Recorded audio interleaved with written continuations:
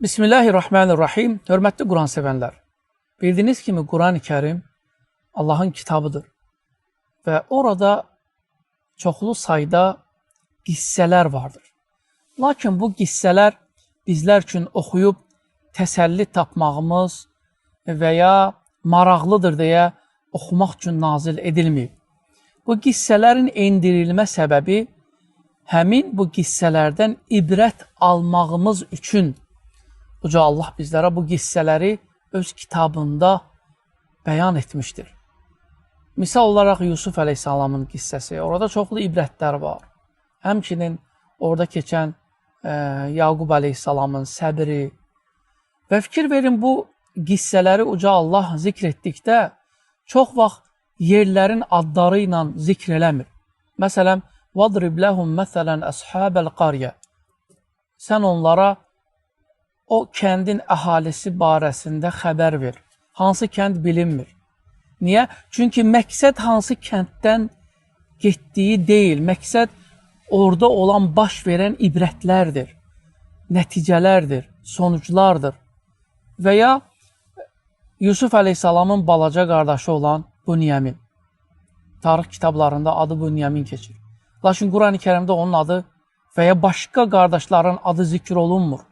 Heç vaxt demir ki, balaca qardaşı Bünyamin.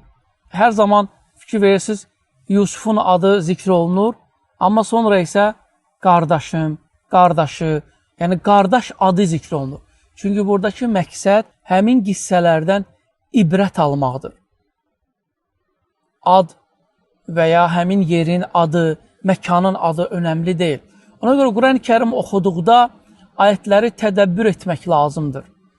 Uca Allah buyurur, Bismillahirrahmanirrahim. Kitabun ənzəlnəhu ileykə mübarək. Biz sənə indirdiğimiz bir kitab mübarəkdir. Liyəddəbbəru əyəti. Və onun ayətləri haqqında düşünmək lazımdır, düşünülür. Nəyə görə?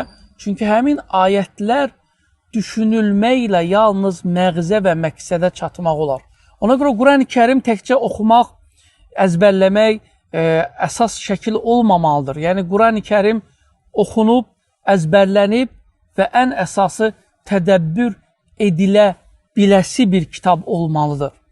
Hər bir müsəlman Quran-ı Kərimi açıb, onu oxuyub, onu tədəbbür etmək məcburiyyətindədir. Əks halda bu həyatın çətinlikləri ilə üz-üzə gəldikdə stres və depressiya yaşayacaq.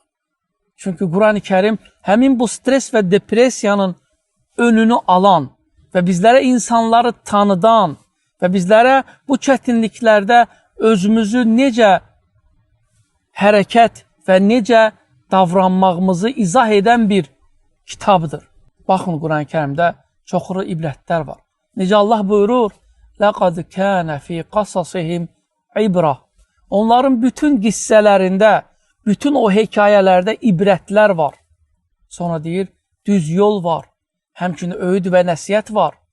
Ona görə Quran-ı Kərim oxuduqda, xüsusən də Peyğəmbərlərin tarixi haqqında Quran-ı Kərimdə keçən ayətləri oxuduqda tədəbbür etmək lazımdır, düşünmək lazımdır.